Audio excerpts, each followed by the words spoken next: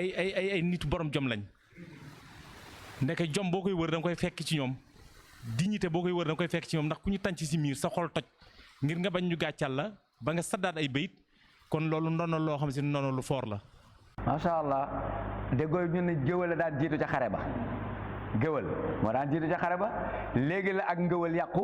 xëy na ñu koy defee ci façon boo xamante ni ñenn ñi jiitaluñ ci jom mais géwël yëfu jom la yëfu noobul la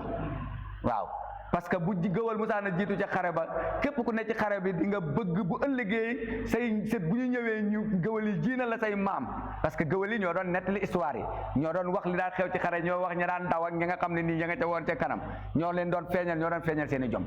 léegi nag yow bu fekkee gis nga ni géwël bi mi ngi ci kanam yow di nga def tuuba géwël bi di la gis ba bu ëllëgee sa der bañ a yàqu